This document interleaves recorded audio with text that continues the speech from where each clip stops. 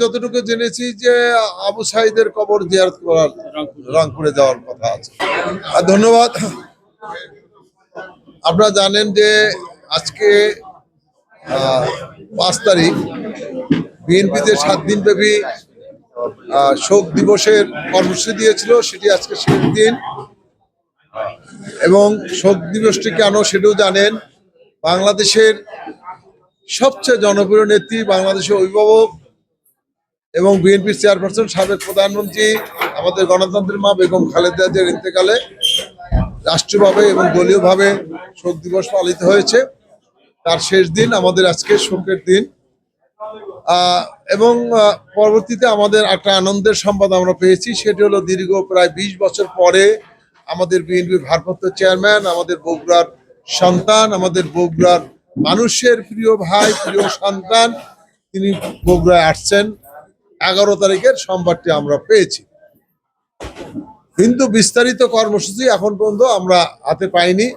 তিনি কখন ওখান থেকে রওনা দেবেন, কখন বগুড়ায় এসে পৌঁছবেন, সেটা আমাদের এখনো আমরা সুনির্দিষ্টভাবে আমরা কর্মসূচি পাইনি। তবে আমরা এটুকু জানি যে রাত্রি যাপন তিনি বগুড়ায় করবেন। এবং পরের দিনে আমরা একটা প্রোগ্রাম রেখেছি, সেটা হলো দোয়া মাহফিল। দোয়া মাহফিলটা হলো আমাদের সাবেক প্রধানমন্ত্রী, আমাদের দেশনেত্রী বেগম খালেদা জিয়ার জন্য আমরা দোয়া মাহফিলের আয়োজন করেছি। সেটি এখনো স্থান আমরা সিদ্ধান্ত নেইনি, স্থানটির ব্যাপারে আলোচনা হয়েছে। আজকে আমরা মিটিং করেছি আমাদের সাংগঠনিক এবং এই দোয়া মাহফিল নিয়ে, এবং আমাদের লিডার যে আসছেন সেটি নিয়ে আলোচনা হয়েছে। অনেক কথা হয়েছে, কিন্তু আমরা কোথায় থাকবেন এটিও এখনো সিদ্ধান্ত হয়নি। এবং আমরা দোয়া মাহফিলটা কোন মাঠে করব, কারণ এত মানুষ হবে যে ওইদিকে আলতাফুন্নেসার খেলা মাঠের কথা বলেছেন, কেউ সেন্ট্রাল স্কুল মাঠের কথা বলেছেন, কিন্তু আমরা মনে করছি এই দুটি মাঠেই পর্যাপ্ত নয়। মানে আমাদের নেতা তারেক রহমান যখন বগুড়ায় আসছেন, এই সংবাদটা ইতিমধ্যেই ছড়িয়ে পড়েছে। তো মানুষের এত আগ্রহ, এত তাদের উচ্ছ্বাস, আনন্দ যে আমরা তারেক রহমান আসছে, আমরা সেই অনুষ্ঠানে আমাদের থাকতে হবে, ম্যাডামের দোয়ায় অংশগ্রহণ করতে হবে। কিন্তু আমরা সেই ধারণ ক্ষমতা আর মতো আমরা মাঠ বগুড়ায় পাচ্ছি না।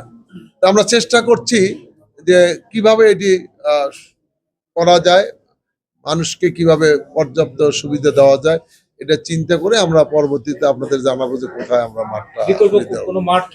আমরা বিকল্প মাঠ আসলে আমরা চিন্তা করেছি যে আমাদের আলতাফুন্নেসার মাঠের পাশে একটা জেলা স্কুলের মাঠ আছে, দুইটাই যদি আমরা ব্যবহার করতে পারি, যে প্রজেক্টরের মাধ্যমে, এলইডির মাধ্যমে, কিন্তু অন্য কিছুর মাধ্যমে, তাহলে আমরা জেলা স্কুল মাঠ পাই আলতাফুন্নেসার মাঠের সাথে। আবার ওইদিকে আমরা যদি মাঠটা আমাদের বড় সেন্ট্রাল স্কুল মাঠ, কিন্তু সে সেন্ট্রাল স্কুল মাঠটা আবার একটা সাইডে রোড একটাই হচ্ছে, আর এইখানে চারিদিকে রোড আছে। মানে দুটারই সমস্যা আছে, আবার সমাধান আছে। এছাড়া আমাদের শহরের আশেপাশে আমাদের সেই রকম কোনো মাঠ এখন পর্যন্ত দেখি না। তবে আমরা তারপরও বুঝছি যে এইরকম যদি কোনো আমরা মাঠ পাই, হয়তো আমরা সেখানে শিফট করতে পারি। হ্যাঁ, এটা এখন পর্যন্ত আমি যেটা জেনেছি যে 11 তারিখে উনি ঢাকায় থেকে রওনা হবে, এটি কনফার্ম। যদি নির্বাচনে আচরণ বিধি লঙ্ঘন হয়, উনি কখনো থাকবেন না। সেক্ষেত্রে আমরা বিকল্প ব্যবস্থা আমরা নিব ইনশাল্লাহ। তো প্রথমেই বললাম আমাদের শোক এবং আনন্দ দুটি আছে। তো এই দুটিকে মিলিয়ে আমরা প্রোগ্রাম যেটা আমরা করতে চেয়েছিলাম, তারেক রহমান আসবে বগুড়ায়, এটি আমাদের জন্য শুধু না, বিএনপি নেতাকর্মীদের জন্য শুধু না, বগুড়াবাসীর জন্য একটা সুসংবাদ, আনন্দের সংবাদ। গ্র্যান্ড রিসেপশন দিয়ে নিয়ে আসা দুইটা, একটা হলো আমাদের শোকের মাস, দ্বিতীয় হলো নির্বাচনের কিছু আচরণবিধি। যেহেতু নির্বাচন আমাদের শিডিউলের মধ্যে আমরা আছি, সেই নির্বাচনের কিছু আচরণবিধি রয়েছে। আমরা নির্বাচনের আচরণবিধির প্রতি পূর্ণ শ্রদ্ধা জানিয়ে, আইনের প্রতি শ্রদ্ধা জানিয়ে আমরা আমাদের প্রোগ্রামগুলো করব। গ্র্যান্ড রিসেপশন মানে আমরা যেটা করতে চেয়েছিলাম, হয়তো অনেক কিছু থাকতো, সেটা হয়তো আমরা পারবো না। আমরা তো একটু বলেই দিলাম আপনাকে, 11 তারিখে আসবেন উনি, 11 তারিখ রাতে থাকবেন, 12 তারিখে চলে যাবেন, মোটামুটি বলে দিয়েছি। এখন থাকাটা সেটা আমরা যদি সার্কিটাইজ না পাই তাহলে বিকল্প একটা ব্যবস্থা হবে। উনি গণদোয়ায় অংশ নেবেন? অবশ্যই গণদোয়া অবশ্যই অংশ নেবে, তার মার দোয়া হচ্ছে, মার দোয়ায় অবশ্যই ছেলে অংশগ্রহণ করবে। বাগবাড়ি যাওয়ার এটাই। প্রোগ্রাম আছে কিন্তু বাগবাড়ি?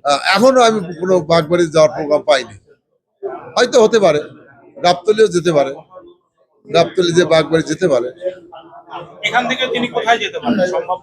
এখান থেকে যতটুকু জেনেছি যে আবু সাঈদের কবর জিয়ারত করার রংপুরে যাওয়ার কথা আছে।